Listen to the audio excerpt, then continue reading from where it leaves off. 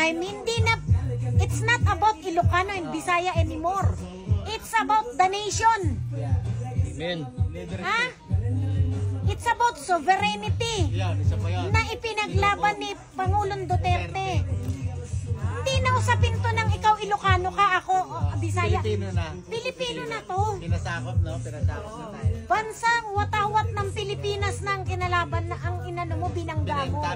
Hindi na about Duterte, Diyos ko. Pilipino na. Napakabobo na lang nung sasabing, kasi Duterte ako, kaya sinasabi ko to. It's not about Duterte. Pilipino. Na kung tutuusin nga ako, magsi-change na ako ng citizenship eh. Pero bakit ko pinaglalaban si Duterte? Dahil kasi yung patriotic minds ko bilang Pilipino. Mapapalitan ko yung citizenship ko pero hindi ang pagiging Pilipino ko sa dugo. Nakikita mo naman, ano tayo?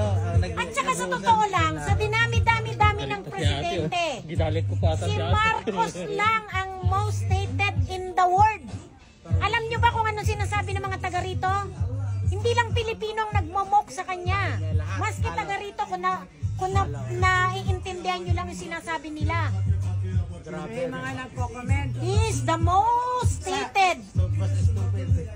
Oo, sinasabi nila most stupid president in the history. Hindi ako nag-aano na Ilocano ka, Bisaya siya, or what. Tagalog ako, purong Tagalog. So walang dahilan para kumampi ako kay Marcos o kay Duterte. Nasa tama lang ako.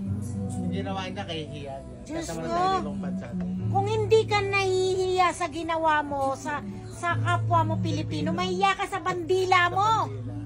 Amen. Binenta niya yung kapwa Pilipino, no? Diyos ko, yung iba, si Duterte pinaglaban yung mga nasa death penalty. Tapos ngayon, ikaw pa nagsuko sa bansa mo, doon sa bansang gusto. Grabe, no? Dumurog sa kababayan mo. First time yun.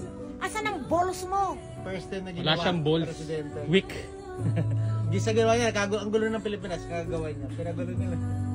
Sa ginawa mo ha, pinag-away mo yung Ilocano at saka bagay, it's not only Ilocano anymore. Marami ng Ilocanong matatalino at marunong umintindi kung ano yung sitwasyon ngayon.